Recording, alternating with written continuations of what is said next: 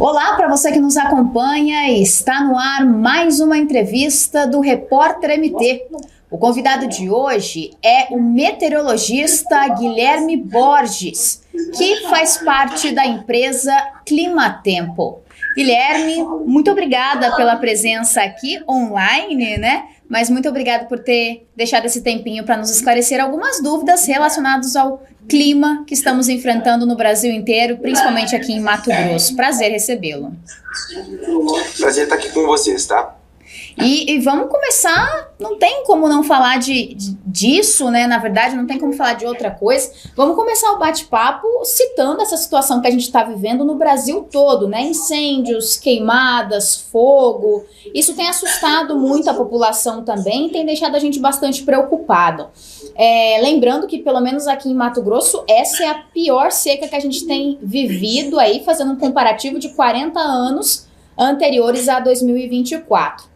E para começar, Guilherme, eu queria te perguntar com relação a essa nuvem de fumaça que a gente está enfrentando. Ela é um caos exclusivamente dos incêndios, das queimadas, ou tem mais alguma coisa atrelado a isso que faz essa fumaça tomar conta, neblinar o nosso céu? Como você muito bem observou, né, o Brasil passa por um período muito seco. Mas essa fumaça que se concentra aí na região central brasileira, também em países vizinhos como Bolívia, Paraguai, né, Argentina, é oriunda principalmente das queimadas, tá? Como você muito bem observou, né, o clima ele é interligado, pode-se dizer assim, né? Desde o segundo semestre de 2023, a gente passa por um período de temperaturas acima da normalidade, muitas ondas de calor, muitas massas quentes atuantes, né? E a gente fechou o segundo semestre de 2023 com essas fortes ondas de calor. Aí a gente iniciou, pode-se dizer, esse ano justamente com esses períodos voltando, continuando, né? A gente teve diversos períodos de quentes ao longo desse ano, né? De ondas de calor, a gente teve 6 ondas de calor nesse ano e 2 veranicos. Né? Veranicos é quando se concentra principalmente essa elevação dessas temperaturas, dessas massas quentes durante o inverno, né? E também no outono. E esses períodos, né, de temperatura acima da normalidade, né, dessas massas quentes, fizeram com que impactaram diretamente o regime de chuva.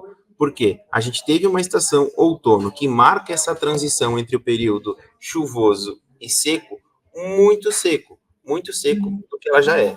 Né? Então, consequentemente, quando a gente chegou no nosso inverno, que é o período mais seco comparado às outras estações que a gente tem, ele foi normalmente seco como ele é, mas ele teve um agravante, ele teve temperaturas acima da normalidade, né, teve a umidade relativa do ar caindo a níveis críticos durante vários dias e continua caindo, né, a níveis críticos durante vários dias. Isso influencia totalmente esse cenário de queimadas que a gente vive hoje, porque a gente tem um ambiente muito inflamável, como eu gosto de dizer sempre, né, porque temperaturas acima da normalidade, tempo muito seco durante vários meses e também umidade relativa do ar muito baixa. Então, a gente vive um cenário extremamente inflamável para esse cenário de queimadas.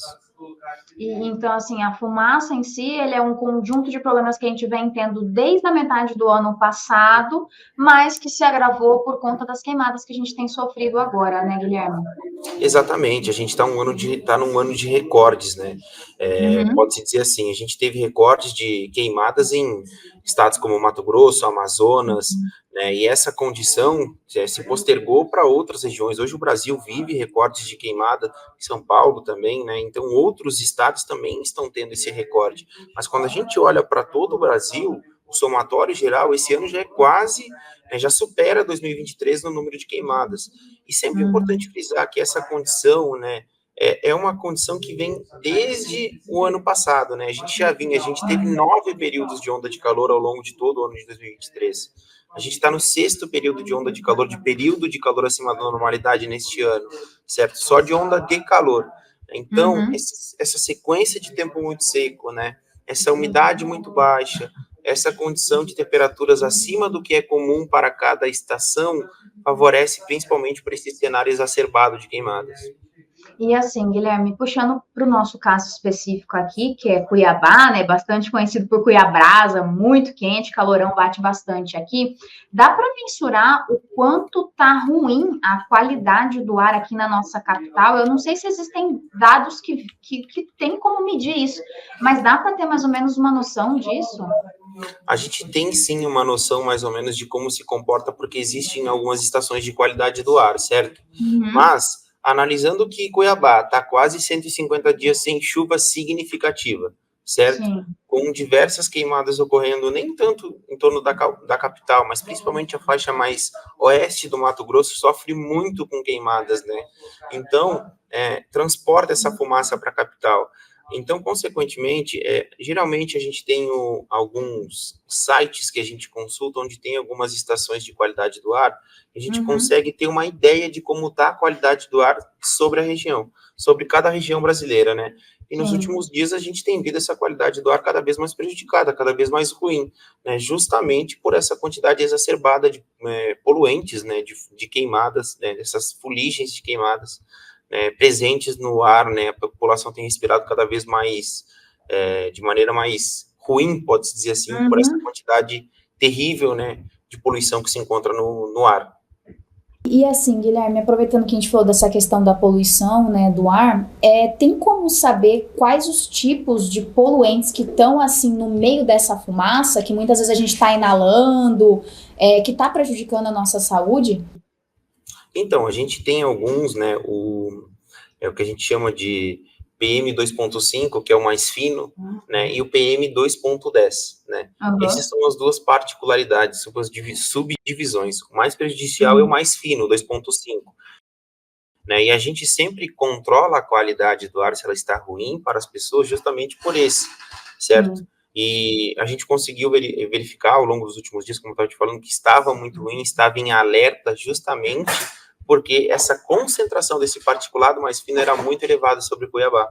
Mas, pelo cenário que a gente vê hoje, né, e eu analisando anos anteriores para a gente que está sempre na linha de frente, pode-se dizer, no dia a Uhum, dia, na meteorologia e conhece, né, a gente já teve cenários de queimadas exacerbados no Brasil, né, sim. prejudiciais, extremamente terríveis, mas esse, com certeza, se a gente tivesse um histórico, coisa que a gente não tem hoje, estaria Sim. entre uns dos mais prejudiciais, se não o mais, certo? Justamente Perfeito. por esse cenário extremamente poluído, né, por esse recorde de queimadas que a gente está tendo, né, em diversos estados brasileiros. E assim, é comum também a gente comentar, as pessoas comentarem também, nós moradores comentarmos, nesse período de poluição, de muita fumaça, as pessoas falam muito na famosa chuva ácida. Não sei se esse é o termo corretamente correto, né? Mas falam muito dessa chuva ácida.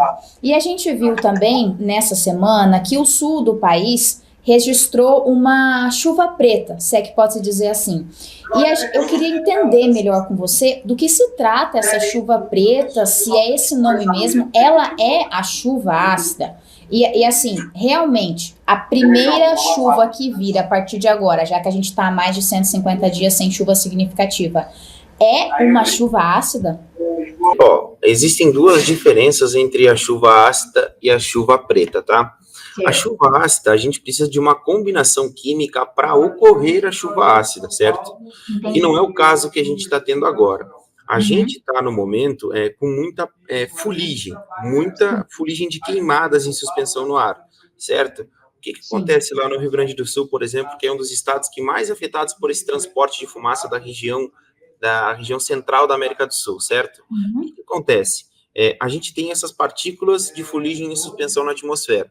A chuva está Sim. chegando, certo? A chuva, Sim. ela funciona como uma faxineira, certo? Ela vai tirando essa sujeira presente na atmosfera.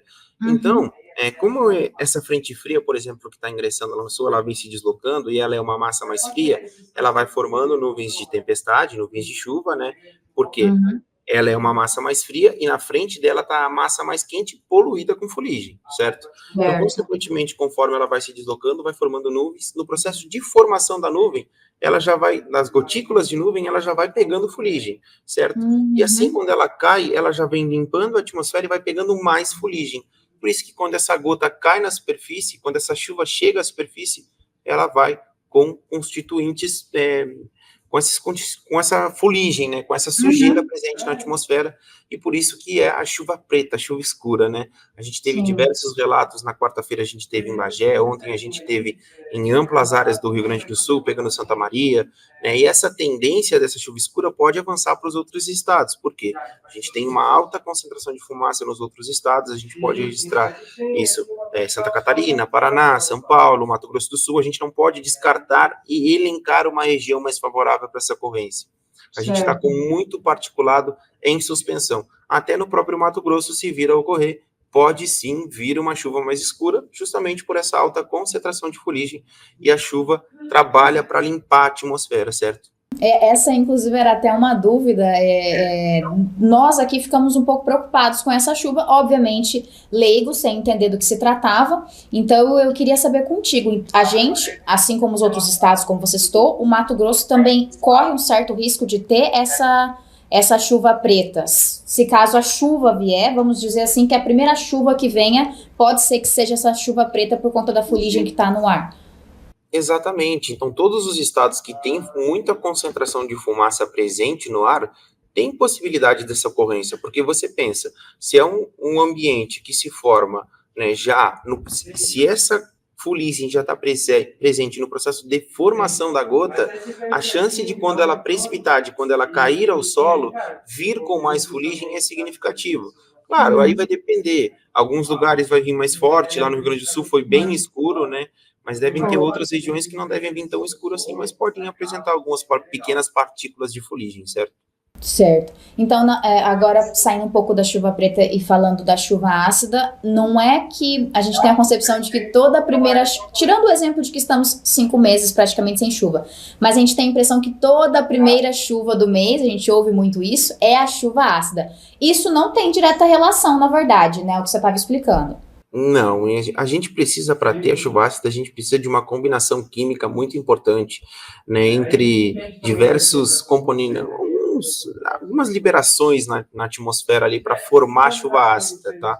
Não é o que a gente está observando e não é o que a gente tem no nosso dia a dia, tá? Principalmente precisa de uma combinação com outros gases muito particular para essa formação da chuva ácida, certo? E assim, Guilherme, há alguma... Eu sei que é difícil trabalhar com questão de previsibilidade nesse caso da fumaça, mas há alguma hipótese, alguma previsão de quando essa fumaça vai embora? Tem algum fenômeno capaz de dissipar essa neblina proveniente do fogo? A gente precisa, primeiramente, de chuvas mais regulares, tá? Para fazer com que essa limpeza mais efetiva da atmosfera ocorra, né? E também para dar uma amenizada nessa quantidade de focos de queimadas que o Brasil está tendo. E isso a gente só consegue ver daqui a um mês. Por que eu te digo isso? A gente tem um setembro finalizando, indo para uma segunda quinzena muito quente e vai finalizar muito quente. E quando a gente olha para a primeira quinzena de outubro, a tendência de ser um período de temperaturas acima da normalidade é muito forte. Então, a gente deve ter, sim, uma primeira quinzena com temperaturas altas, tá? E, a partir da segunda quinzena de outubro, as chuvas de primavera, as chuvas mais regulares, retornando, certo? Aí, sim, a gente pode ter um alívio nessa fumaça. Tá? Com a chuva mais presente da primavera, a gente pode ter um alívio, mas até lá a gente deve ter mais um mês aí pela frente de muita fumaça, de muita queimada em amplas áreas no Brasil. Certo. Então, na verdade, assim, para dissipar essa fumaça, obviamente, seria chuvas regulares que vão acontecer daqui mais ou menos um mês. Mas previsão de chuva, uma chuva significativa, um dia ou outro, há essa previsão por agora ou tá junto dessas chuvas regulares daqui a um mês mesmo? Sim, a gente tem algumas chuvas mais pontuais, por exemplo, a gente tem nesse final de semana uma importante frente fria que deve canalizar uma umidade aí para a região mais sul, do Mato Grosso, e pode ocorrer até algumas pancadas de chuva mais isoladas, tá? Justamente por essa maior canalização de umidade, está muito seco, o ambiente está muito quente. Qualquer umidade que chegar, né, combina com esse alto calor da região e pode formar alguma pancada ou outra de chuva, certo? A gente tem essa frente fria nesse final de semana.